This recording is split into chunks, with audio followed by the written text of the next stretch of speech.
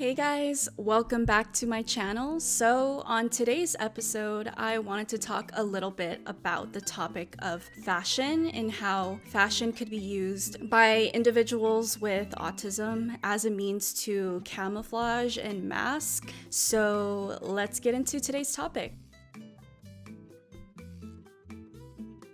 I wanted to preface this by saying fashion, by all means, could simply just be a form of self-expression. Not everyone who has a passion for fashion, I did not mean to rhyme, you guys, does so in order to camouflage and does so in order to mask. You could genuinely love fashion. Your fashion taste could change throughout time depending on your growth as a person. And it's not an indication of whether you may or may not have ASD. These videos are not by any means a way where you could diagnose yourself or to say, just because I relate to what Irene talks about must mean I have autism. As people, we are very nuanced. I'm sure there's a lot of allistic people out there who are going to relate to my videos. I'm sure there's a lot of autistic individuals who will not relate to any of my videos, but watch my content or listen to my content with that self-awareness and discernment to know whether or not these traits are just your own personal traits or if these traits can be an indication as to whether or not you may or may not have autism, ADHD, and or other things. Do your research. Regardless of what you do, try to seek out a professional's input and their advice. Get assessed, get the treatment that you deserve.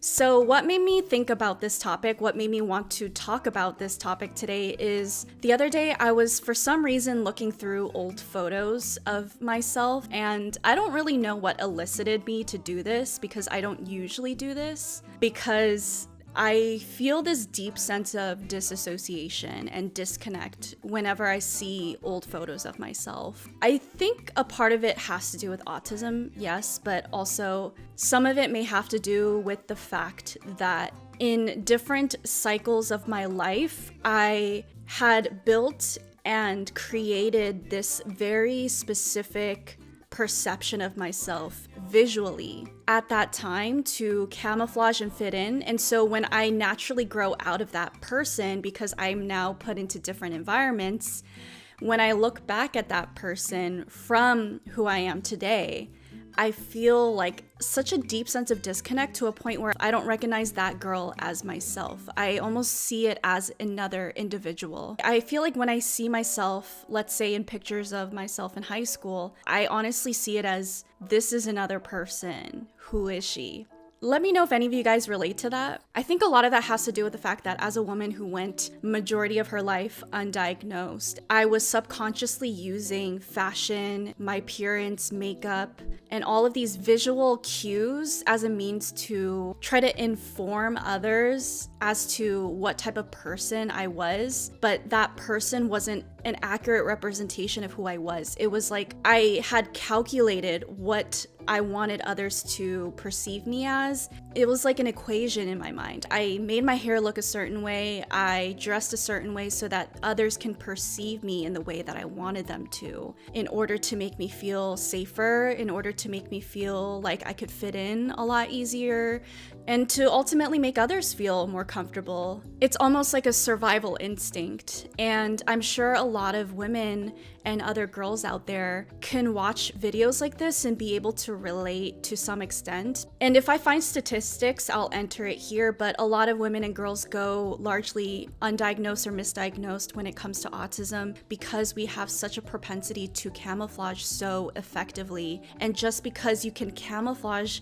effectively does not mean you don't have autism. A lot of the time, psychiatrists and medical professionals will see a girl or a woman who can camouflage really well and use that as a means to tell them that they are not autistic, because if they were, they can't camouflage to that extent. I personally went through this when I first talked to my old psychiatrist about the fact that I thought that I was autistic. She flat out told me that I would not be able to look the way I look, I would not be able to dress the way I dress, I would not be able to do my interior design the way it looks if I was truly autistic, and that autistic individuals are not able to make things visually pleasing. She had like a specific word for it. I'm not sure if it was EQ or something, but she said that autistic individuals have low EQ. They don't know what's in fashion. They don't know what is aesthetically pleasing or how to emulate it. And autistic individuals most of the times make fashion faux pas, are nerdier, things like that. She used that very trait to discount my autism. And here we are today. I was officially diagnosed with level 1 autism by another professional. A part of me getting to know my autism on a deeper level is realizing the amount that fashion and how I look visually has impacted my life, how I used it to camouflage, how I used it to mask ultimately. And I kind of wanted to dissect this topic a little bit more because I think it's a very interesting topic that we need to start talking about, because it does affect people like me. It does affect other women out there with autism when it comes to trying to seek a diagnosis or just trying to come to terms with their autism. It can honestly affect us in a way where we feel like our autism is not valid or is less valid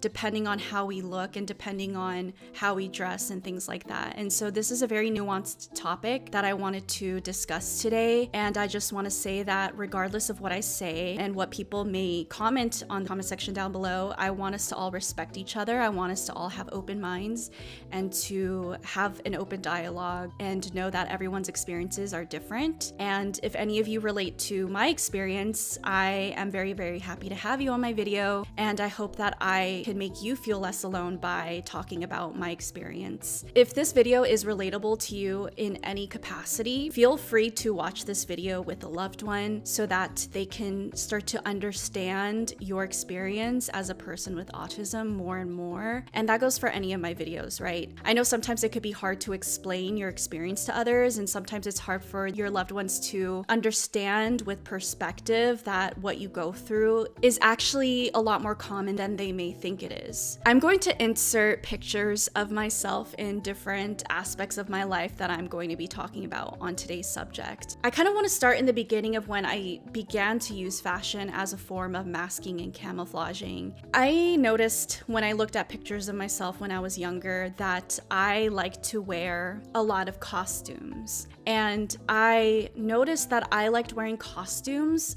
even in situations where it wasn't appropriate. So let's say kids like to wear costumes at home or during Halloween, things like that.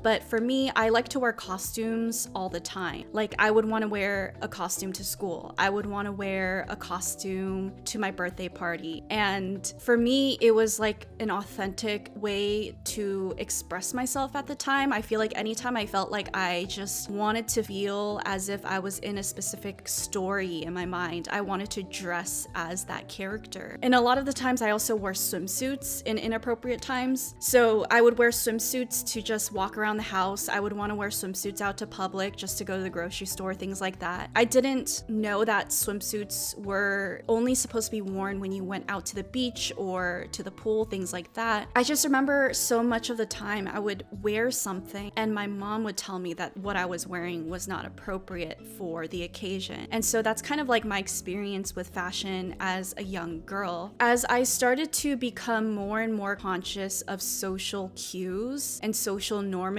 which was kind of around middle school and 6th grade. And some of you may know this based off of my video in the past talking about signs of autism and autistic traits in my childhood. I kind of ended that video saying that as I grew into 6th grade and onward, I started to get a lot more socially aware. Not in a sense where I understood, but in a sense where I became aware that I was just not fitting in and that I didn't understand what was going on.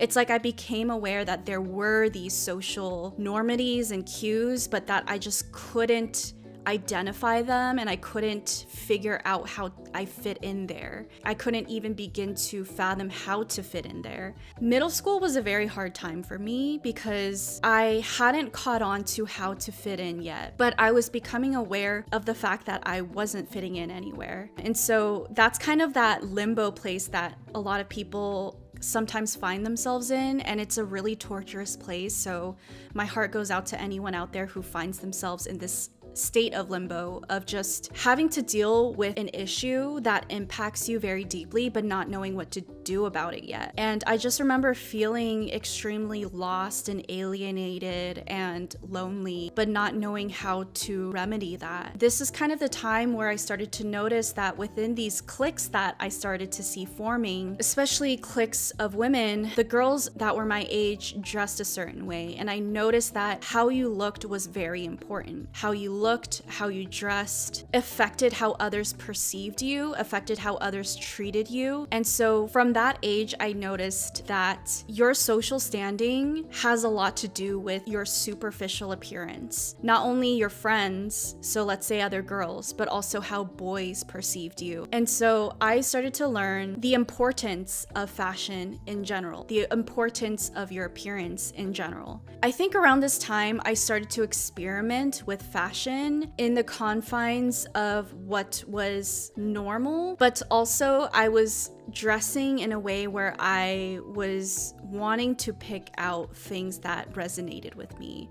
So I was wearing normal clothes, but I was also choosing clothes that I found myself extremely attracted to, whether that was like a certain pair of jeans or a certain t-shirt that had graphics on it that I thought was so interesting. I was kind of dressing still as an authentic form of expression, but also to fit in. And that started to evolve a little bit more when I grew into high school. This part is pretty interesting. So moving into high school, think about the context here. There's people going through puberty, there's a lot of hormones. High school and middle school is honestly very, very freaking hard, especially for individuals that are autistic, because honestly, like, kids are mean and there's cliques that are forming. There's people that are scared to be themselves and they shun others for whatever reasons that are just personal issues. High school and middle school were extremely hard for me. I found myself eating in the library by myself a lot of the times because I just didn't have a group that I fit into. And I didn't feel like I could naturally weasel my way into a group and become a part of that group. And so I found myself, meandering my way to the library at lunch and just kind of hiding in a little corner, hoping that no one would notice me and hoping that no one would think that I was lonely or less than for being alone, and wishing that lunch would just end already so that I could go to class and seem like a normal person. Anyways, back to the topic. When I was in high school, I started to insert myself into sports more because I've always been athletic. For me, finding a group of friends wasn't a natural experience. But if I were to go join swim team, for example, I could find myself around other peers that had similarities to me, and I could hang out with them, be around them, and it wasn't something I had to force or feel like was forced because we would all go to practice together and it was like a set schedule, for example. When I started to insert myself into a sports team, I noticed that I started to emulate the appearances of the other girls on swim team. And during this time in my life, I had a lot of girls on swim team that were very, very strong personalities. And honestly, this isn't just a thing that happens within this specific group. I feel like this is an experience that at least I've had a lot, and I'm sure a lot of other women out there as well. But cliques, like female cliques, are so scary. There's this specific dynamic within female cliques, especially as like kids and teenagers, that is so scary, so confusing, and very mean-spirited. There was just always those one or two girls that were establishing themselves as like the leaders. They were the ones who were calling the shots, setting the tone, the ones that would take jabs at you, the ones that would kind of pick on that one specific girl, which most of the time was me. I noticed that as I inserted myself into this little female group in my swim team, not only was emulating my fashion to be like them, but I was also emulating a specific character within this group that was someone that was just kind of like the ditzy girl who didn't know what was going on, that's not intimidating, that was just going to play everything off, laugh everything off, in hopes of someone not picking on me. I remember thinking at this time how I looked was very, very important, because the girls that just so happened to be like the leaders of the group, the ones that everyone else looked to in order to follow, so happened to be the prettiest girls. And they would make a lot of microaggressions, make a lot of comments towards other girls in the group that had physical flaws or fashion faux pas, and make it seem like they're less than because of it. And so I learned during this time of my life that if you didn't miss a beat when it comes to your appearance, it means that you are more readily accepted by society, you're more readily accepted by groups, peers, but also others are going to respect you more. And so that's something that I learned in the first few years of high school. As I got older, and as, people my age were getting more sexually active, things like that, I noticed that fashion started to evolve in a way where how attractive you make yourself look and how desirable you make yourself look affects how others perceive you. If someone's attracted to you, they're more likely to listen to what you have to say. They're more likely to give you their time and effort. And on the other end of the spectrum, people who see others respecting you and wanting to give you their time are naturally gonna feel the same way about you. Like, oh, if Irene gets attention from these types of people, that means she is worthy of your time and attention, so I'm gonna wanna give her time and attention too. This is kind of like the inner workings of an autistic mind. Like, all of these social interactions are analyzed by us in a very objective, almost like mathematical way. Indirectly, I learned, let's say 11th through 12th grade, that how attractive you are not only earns the respect of the opposite sex, but also earns the respect of other women, like your other peers. And so I noticed that as I started to grow into my later teens, that I started to really prioritize how attractive I looked. I started to really care about my hair, my weight, the way my body looked, the way I dressed, my makeup, stuff like that. And I felt like I couldn't leave the house if I wasn't first attractive. And I felt like this because if I left the house without managing my appearance, I feel like how others treated me wasn't something I could predict, because I didn't know whether or not I was attractive to this person. And so it was kind of like a way to control how I knew others would react to me and how they would perceive me, because I knew I was going to get specific reactions every time if I knew I looked a certain way. Does that make sense? And this carried over into college, but it started to morph because I got another layer of reactions. And let me get into that really quick. Throughout high school, how attractive you are is generally a good experience. It generally elicits good reactions from other people. But when I started going to college, and during this time I was commuting like 3 hours a day to and from the city, and during this time my fashion was kind of the same. I tried to dress as attractive as possible. But the difference is I started to get sexually harassed a lot, sometimes assaulted, and this really started to shift my perspective as to how I wanted to make myself appear. I found myself having like contradicting feelings, because I felt confident depending on how attractive I looked, but my safety was also being threatened because of how attractive I made myself look. I was being stalked, I was being followed, I was being harassed, all of these very traumatic experiences. And during this time, because of these contradicting feelings, I found myself not being able to express myself as smoothly as possible through my fashion. I couldn't wake up in the morning and dress the way I wanted to anymore, because I had to think about, how do I make myself feel confident through my appearance, but how do I also do that without getting harassed and sometimes assaulted? Those things don't really go hand in hand a lot of the times. As I started to experiment with those contradicting concepts, I began to cover up my body a lot more. So I would go to school in jeans and like a huge trench coat, for example, because I reached a point where these experiences of being stalked, harassed, and assaulted was so traumatic that I just didn't want to experience that anymore.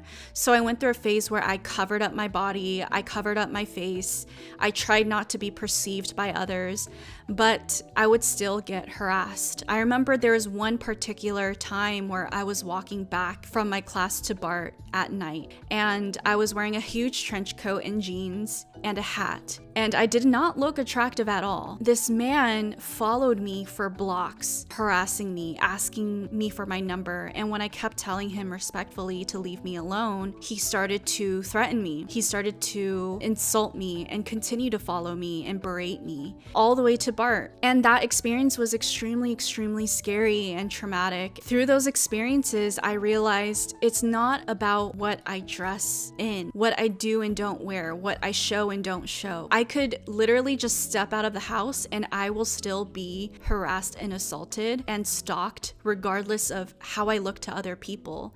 And that thought was almost just as scary as being in total control of what you look like and what you dress as, because it's scary to know that no matter what you do, you don't know what's gonna happen to you. You know, I kind of went through that phase for a while of just trying to cover up my body as much as possible as a result to PTSD from all of these experiences. That kind of goes into this subtopic of fashion and how fashion is either used as an authentic self-expression or as a means to perpetuate misogyny. I kind of talked about that in my video of what is female empowerment. This concept of women, we're taught from a young age to just make ourselves as attractive as possible, and that your attractiveness directly affects how you are perceived in society, and how attractive you are kind of lifts you up on this specific platform of just others are more open to receiving you, accepting you, perceiving you. It's like you have more of a space in society. You're less likely to be alienated the more attractive you are. But it's also a means to disempower you. It's like a form of empowerment, but also it's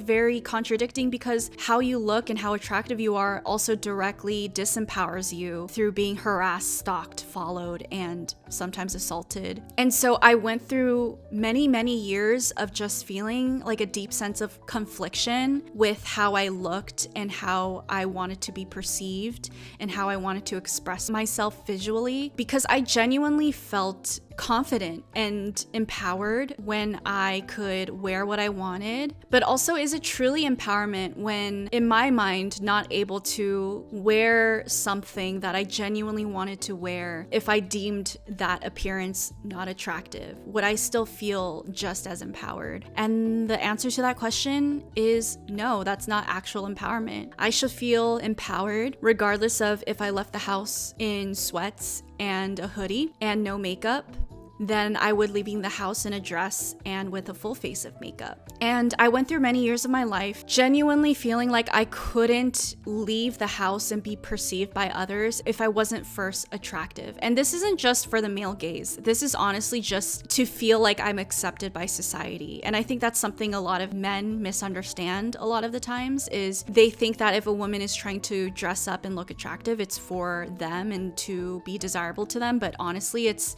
just to feel like as a woman in society, you're gonna be respected and given time and energy. Even if I went out to see a girlfriend or to hang out with a bunch of women, I would still care just as much about how I looked than if I were to go out on a date, you know? And this specific topic touches in not only misogyny, but also racism, internalized racism. I went through a phase where, because of a lot of microaggressions I experienced as an Asian American woman from white people, from other Asian Americans, from other people of color, of just feeling like Asian qualities are less than and unattractive, I found myself trying to gain a sense of acceptance from society and from my peers by assimilating as much as possible into Eurocentric beauty standards. I remember bleaching my hair at an early age. I was literally platinum blonde at some point. I put on such heavy makeup in order to make myself look as Eurocentric as I could.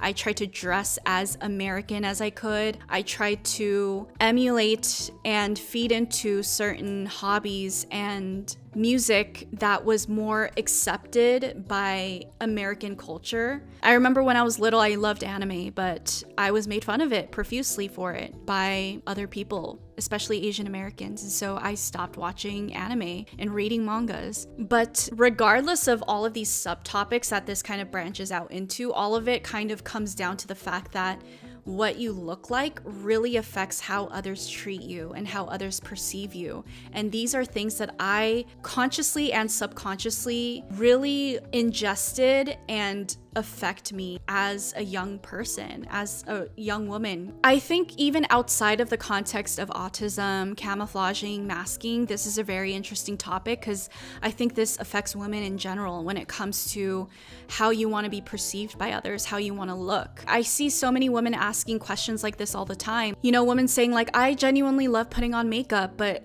at what point am I doing it because I'm relying on it and I feel like others are not going to treat me the same way without makeup? Or at what point do I genuinely accept that this is something I do because I love it? And it's as simple as that. That's kind of a concept that I didn't truly start dissecting and seeing the other end of it until COVID happened and we were all quarantined for a while, right? Still, some people are quarantined to a certain extent. But I remember when COVID hit and we were all quarantined, I would wake up every day, still put on a full face of makeup, still put on an outfit, stuff like that. But I would just kind of like go on about my day, just doing things at home, and then at the end of the day I would have to wash all that makeup off and I would have to change into sweatpants in my pajamas. And after this happened day after day, I hit a point where I was just like, what is the point of me waking up every morning and spending an hour and a half to get ready if I'm not really gonna go anywhere and no one's gonna perceive it, and I'm just gonna have to go through all that effort to wash all of it off anyways. And makeup is expensive, you know, like foundation is expensive.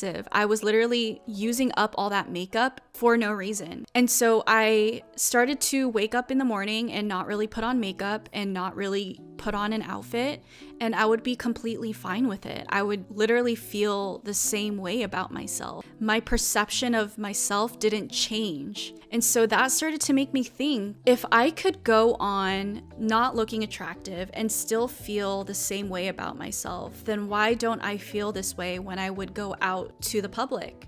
A very simple answer is because how we feel ourselves is directly affected by how others feel about us, right? How others perceive us, how others treat us directly affects how we feel about ourselves. And so if we make ourselves attractive to someone and they in turn respect us more and treat us better and give us more time, that naturally makes us feel better about ourselves. It makes us feel more confident, more self-acceptance. And that's just kind of like a social commentary that I think should be noticed and we should all be aware of. What you want to do about it in your own personal life is up to you. So how can you begin to reclaim your power over this form of self-expression such as fashion? Especially as a woman, especially as a person with autism. I kind of wanted to get into that as well. Ultimately, I think a part of reclaiming that power so that it doesn't have a hold on you, so that it doesn't have power over you, is to simply begin to get to know yourself and to heal your relationship with yourself more. Really strengthen that bond you have with yourself. Begin to honor yourself in every decision that you make in life, and that includes the decision to wake up in the morning and choose what to wear. What you want to buy, what you want to wear, how you want to color your hair, cut your hair, what you want to do with your hair, what you want to do with your face, should always be an authentic expression of yourself, regardless of how others are going to react to it, how others are going to perceive it, how others are going to receive it. And I think ultimately what it comes down to is this genuinely your form of self-expression? Basically, is this your choice, is what that question is asking. If it's your choice, then it is your self-expression. But if you feel like it's not your choice because you're considering A, B, and C and how they're gonna feel, how they're gonna react to you, and you're changing your decision based off of those people, then it's not really your choice anymore. At that point, fashion and how you look has that control over you rather than you having control over it and using it as a tool belt for yourself, right? What makes you feel good? What makes you feel comfortable? What makes you feel like you're honoring yourself and what you genuinely like and look up to, regardless of how others perceive you? And I think that's how you can begin to reclaim your fashion. You can begin to reclaim your appearance as a form of self-expression. I think reflecting on this, I want to say that for myself, I feel like a good way to know whether or not you're being authentic to yourself is to look back at these pictures of yourself at different aspects of your life and to take notice of how you feel when you see yourself in these pictures. Do you recognize that person? Do you feel connected to that person? If not, then that's kind of indicative on how disconnected from yourself you were at that time and how much of other people you were emulating instead of emulating yourself.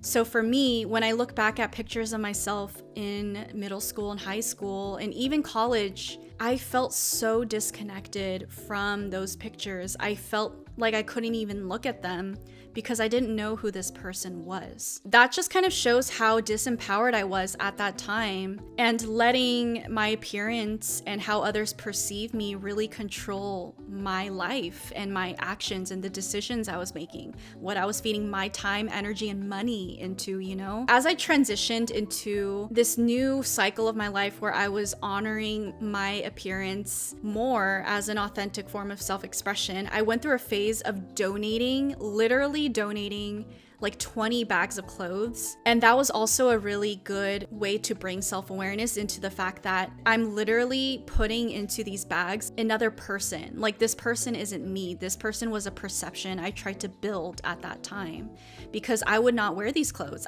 No way in hell would I ever wear these clothes ever again. I would even buy clothes that I would never intend on wearing, but because I thought for whatever occasion this would be the perfect thing to wear. And so I donated literally like 20 bags of clothes that didn't feel like me, and I went through a phase of genuinely trying to shop for clothes that the first requirement for me when I was shopping for clothes during this transition into my authenticity, and also something I keep in mind now, is how will this feel on my body? Is this going to be comfortable? Am I going to feel any sense of discomfort from it? So comfortability is more important than how it looks. Also, am I actually gonna wear this? So before, when I would shop for clothes, I would think, how will this look on me and how will others perceive me when I wear this? Whereas now it's, how will I feel in this and how much will I actually wear this? So I prioritize the effectiveness of the clothing item over how it looks. Now I find myself having a closet full of items that I genuinely like and I genuinely want to wear and feels more authentic to me. I feel like when I look at what I have in my closet, it feels more like me, and I feel like I could genuinely choose something I want to wear. I'll actually enjoy wearing it. It'll feel good on my skin, but also I feel like it expresses myself a lot more. And so I don't have a bunch of outfits that are kind of like rotting away in the corner of the closet. If you found yourself relating to today's topic and you're at that crossroads, take this video as a sign, you know? Don't be afraid to fill up trash bags full of clothes that you genuinely don't wear and don't know why you bought in the first place. Donate that to your local thrift store and start to buy clothes that resonates with you more, that makes you feel better, both like physically and emotionally and mentally, and can be more authentic to you as a person. But yes, I'm curious to hear from you guys. How much did you guys relate to this video? Did you guys use fashion and your appearance as a means to mask and camouflage? How has that worked for you guys? Was that also used against you when you talk about your autism to other people, whether that's friends, peers, work, or medical professionals? I'm curious to hear about that. I hope that you guys can begin to reclaim your fashion and your appearance and use it as a way to honor yourselves rather than please other people. You are your own unique person. So be as authentic to that unique person as you can, because you truly deserve it. If this video was helpful, please give it a like. It really helps boost my channel up. And if you haven't yet, subscribe to my channel. I make new videos every single week. Thank you guys for tuning in on today's episode. I will see you guys on next week's episode. Bye.